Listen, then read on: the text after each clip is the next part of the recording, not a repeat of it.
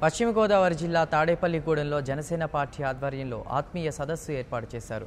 ప్రతి జన సైనికుడు నిబద్ధతతో పనిచేస్తూ పార్టీ బలోపేతానికి కృషి చేయాలని నరసాపురం పార్లమెంట్ కమిటీ కార్యదర్శి ఏరంకి సూర్యారావు పిలుపునిచ్చారు.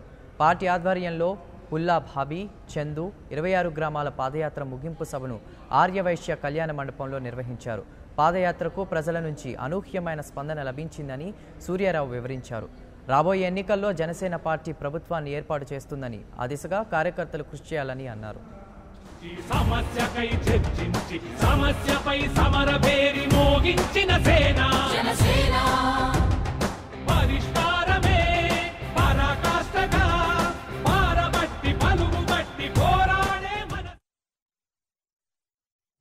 నియోజకవర్గంలోని పెంటపాడు మండలంలో మనం ఇక్కడ ఆర్యవైశ్య సంఘం భవనంలో ఉన్నాం. చాలా సంతోషం ఇవాళ, ఎందుకంటే తాడేపల్లిగూడెం రోజురోజుకి బలోపేతమై ఇవాళ మండల స్థాయిలో ఇన్ని వందల మంది కార్యకర్తలు రావడం చాలా సంతోషం. అట్లాగే ఇవాళ ముఖ్యంగా మన తాడేపల్లిగూడెం వాసి చందు, అలాగే బాబీ ఇక్కడ జనసేన నాయకులు, వీర మహిళలు సపోర్ట్ తోటి మరి పాదయాత్ర ప్రారంభించారు 1వ తారీఖున. మరి ఆ పాదయాత్ర స్పందన కానీ అన్నీ కూడా వారు తెలియజేశారు.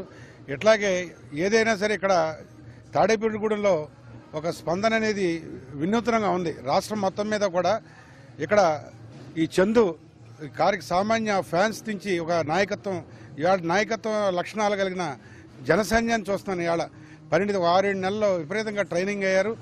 ముఖ్యంగా ఇక్కడ ఇవాళ ఈ పాదయాత్ర వల్ల వాళ్ళ తీసుకునే ఇన్స్పిరేషను, ఆ యొక్క కిక్ ఏంటనేది ఆ ప్రజల్లోకి వెళ్ళినప్పుడు వారు ఫేస్బుక్లో పెట్టిన ఫోటోలతోటి నాకు కూడా ఉత్తేజం వచ్చి వారితో పాటు గ్రామం తిరగాలని కోరిక ఉంది.